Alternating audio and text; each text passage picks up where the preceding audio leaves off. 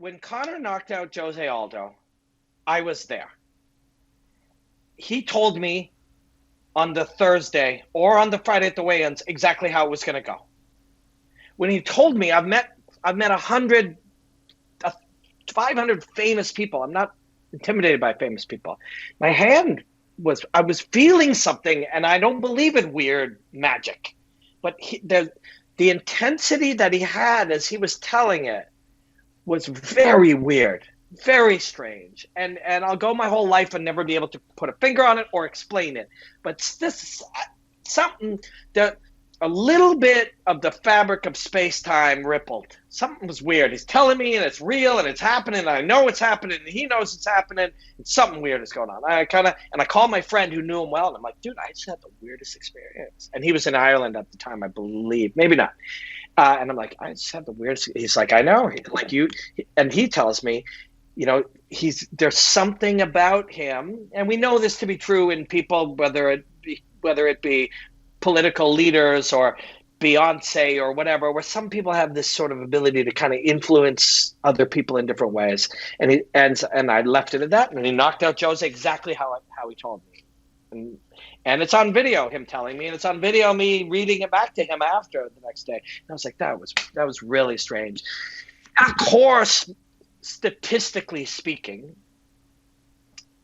somebody could do that, and it happens to statistically come true, and it's not somehow connected to their ability to write their own future and stuff. But something was it. You have to be there to experience it in a world where, as somebody who doesn't believe in shit like that, then you fast forward whatever it is, a year and a half or something, and in Madison Square Gardens, the way he disassembled Eddie Alvarez, maybe it was longer. I don't know if he had two Diaz fights before or after. I forget where it all went.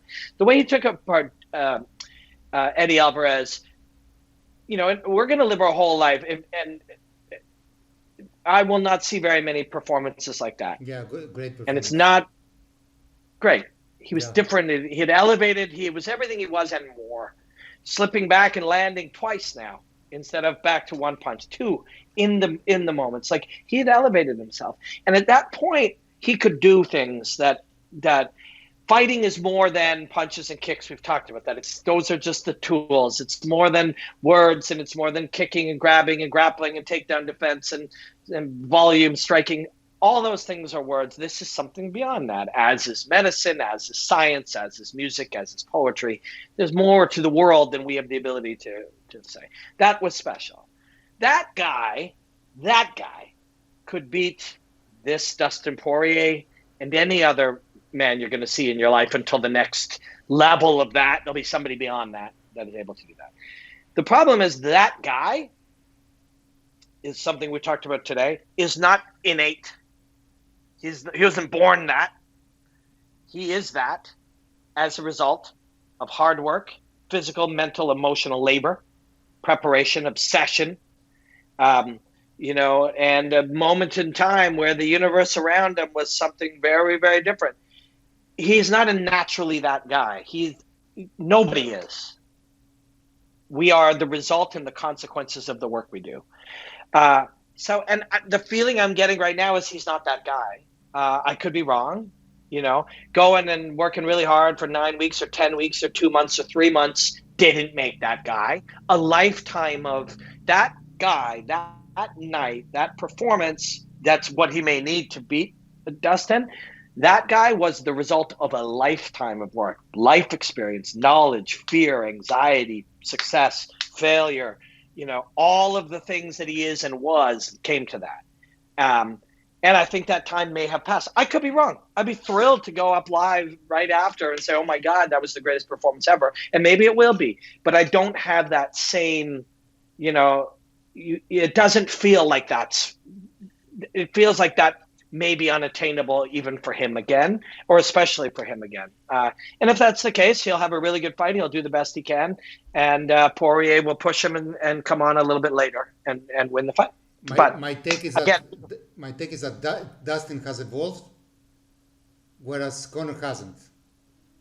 That's my take. So I'm picking Dustin to beat him. I'm not saying it's impossible that Conor can catch him with the left hand and put the lights out. but the longer the fight lasts, I think Dustin takes it. What's your take? I see the same. The one the one sort of argument, historical argument against that is his later rounds against Diaz. He did very well. He showed that he's capable of that. And part of that was the mindset, I will not be finishing this guy. This is 25 minutes. He trained in that way. He thought in that way. He prepared in that way. He walked out of the back in that way. He stood in the cage in that way. He dealt round to round in that way. He on his best day, proved to himself and others that he could do that. But all those things came together, and I don't know that that's the case. If he's literally thinking, I'm going to knock Dustin Poirier out in 2 rounds, I agree with you. It'll look more like Khabib, where it'll get a little worse as it goes on until he's submitted or finished. What makes me worried about Conor is I think he's the top dog in his camp. I don't think I mean, everybody loves him in his camp. I'm not sure if they can push him hard enough like they do with Dustin, you know? Like, I'm pretty sure that Dustin listens to his coaches more and, you know, he's a soldier, you know, doing what they tell him to do. Yes. I'm not sure that Conor is that guy anymore. He's famous, he has money. Yeah. Yeah. So. Yeah. I've seen this many, many, many times. There are exceptions. And boxing, there's lots of exceptions. Floyd is one, even when he was winning, where people are like, all right, I'm going to bring in the coaches I want, the fighters I want. I'm going to build a schedule. I'm going to get the strength and conditioning guy. I'm going to get my masseuses. I'm going to get and I'm going to build a team, and it's my team, and let's go. That has worked, but it doesn't seem to work as well as, and you used the word soldier. When you go in, yes, sir, no, sir, what do I need to do? Did I work hard enough today? There's something in that makes, you know, great fighters when it comes down to it. As a coach, if I cannot tell my student, you haven't done enough, you cannot go, then that's it. You know, if he gets to say, I've had enough, I have to go out with my girlfriend, that's the end of it. Yeah. You know? Yeah. You have to listen to your coach because the coach has the best interest, you know, for you.